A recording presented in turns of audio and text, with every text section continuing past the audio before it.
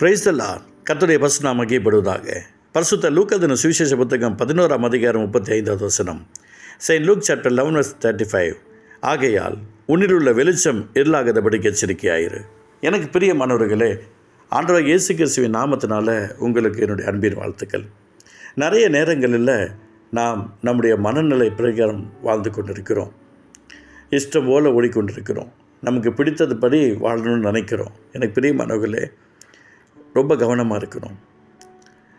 உன்னிலுள்ள வெளிச்சம் இருளாகாதபடிக்கு எச்சரிக்கையாக இருந்து கற்றுச் சொல்லுகிறார். நிறைய நேரங்களில் ஆண்டவருடைய அன்பு நமக்குள்ளே ஊற்றப்பட்டிருக்கும். எனக்கு தெரிந்த ஒரு சிலரை குறித்து உங்களோடு சொல்ல விரும்புகிறேன். தேவனுடைய திட்டத்து பிரகாரம் வாழ வேணும்னு நினச்சவங்க, ஆண்டவருடைய அன்புக்காக ஓடணும்னு நினச்சாங்க. சில வேதனைகள் அவருடைய சரீரங்களில் வந்தபோது கர்த்தர் அவர்களுக்கு ஒரு பெரிய அற்புதத்தை செய்தார். அவர்களுக்காக ஜெபிப்பதற்கு எனக்கு ஒரு அழகான ஒரு தருணம் கிடைத்தது. நான் அதை விட்டுவிடலை. அவர்களுக்கு எப்படியாவது அற்புதம் நடக்கும்னு சொல்லி மன்றாடினேன். அவர்களுக்கு வார்த்தையை கொடுத்தேன். இயேசுவுடைய பெரிய கிருபையினால் அவர்களுக்கு சுகம் கிடைத்தது. நான் ஆண்டவரை ஏற்றுக்கொள்ளுகிறேன்னு சொல்லி ஆண்டவரை ஏற்றுக்கொண்டாங்க.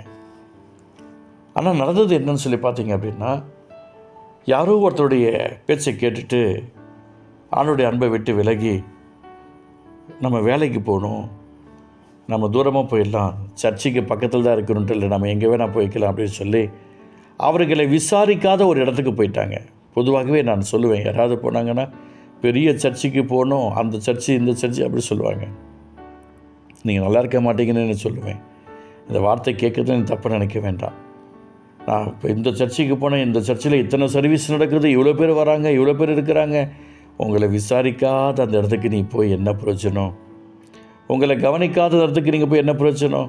எனக்கு பிரியமானவர்களே, நான் சொல்லுவேன், அந்த ஊரில் சின்ன சபையாக ஏதாவது இருந்துச்சு, நாங்கள் போங்க. 50 பேரோ 100 பேரோ 150 பேர் 200 பேரோ இப்படி சின்ன சபையாக இருக்கும். இல்லை உங்களை விசாரிப்பாங்க, அந்த இடத்துல நீங்கள் போங்க, அது நல்லாயிருக்கும். உங்களை விசாரிக்காத இடத்துக்கு நீங்கள் போகாதீங்கன்னு சொல்லுவேன். இதே போல் அவர்கள் போயிருக்கிறாங்க. கடைசியில் பார்த்தீங்க அப்படின்னு சொன்னால் அவங்க பெரிய இடத்துக்கு தான் போகணும்னு சொல்லிட்டு போனாங்க. பலவிதமான சோதனைகள் போராட்டங்கள் வந்தது. சண்டே சர்வீஸ் கட்டானது, ஜப கூடுகை கட்டானது, அவங்க வீட்டில் நடக்கிற ப்ரேயர் கட்டானது. கடைசியில் சில வியாதிகள் அவர்களை பிடித்து கொண்டது. பலவிதமான போராட்டங்கள் அவர்களை பிடித்து கொண்டது. அந்த பரிதாபம் மறித்து விட்டார்கள். எனக்கு பிரியமானவர்களே, இன்னொரு குடும்பத்தை எனக்கு தெரியும். ரொம்ப கவலைக்கிடமான ஒரு காரியங்கள். ரொம்ப கஷ்டத்துக்கு மத்தியில் அவர்கள் வாழ்ந்தபோது அவர்கள் தன்னை மாய்த்து கொள்ள வேண்டும் நினைத்த காலகட்டத்தில் கர்த்தருடைய அன்பு தான் அவர்களை தேற்றினது. அவர்களை தேற்றுவதற்கு கர்த்தர் ஒரு வாய்ப்பை கொடுத்தார். இன்றைய தினத்தில் அவருடைய அன்பை விட்டு விலகி தூர போய்விட்டார்கள். இயேசு இரட்சகருடைய பாச நேசம் அவர்களுக்கு தெரியவில்லை. யாரோ ஒருத்தருக்காக தேவனை இரண்டாக வைத்து விட்டார்கள். முதலாவது தேவனுடைய ராஜ்யத்தையும் நீதியை தேட வேண்டும், பின்புறாக கூட கொடுக்கப்படும் சொன்னதை மறந்து விட்டார்கள். பணம் பணம் பணம் பணம் என்று குறிக்கோள். வாழ்க்கை சீரழிந்து விட்டது. வசனம் சொல்லலாம், நீதிரை நிம்மதி இயேசுதகன்னு சொல்லலாம், நடக்காது.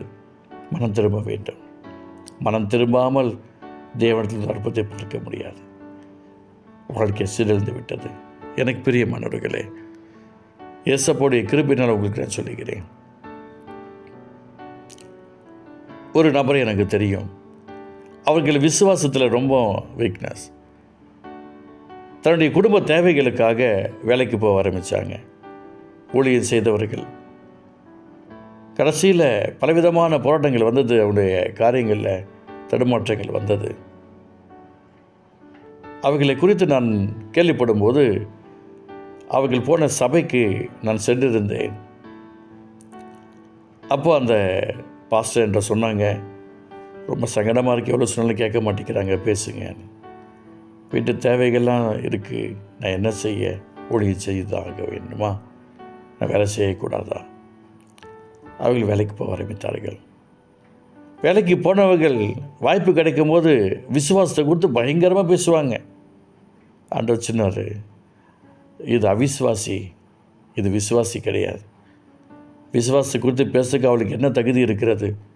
தைரியமாக நீ பிரசங்கம் பண்ணு என்று சொன்னார். நான் சொன்னேன், ஆண்டவர் சொல்கிறார்,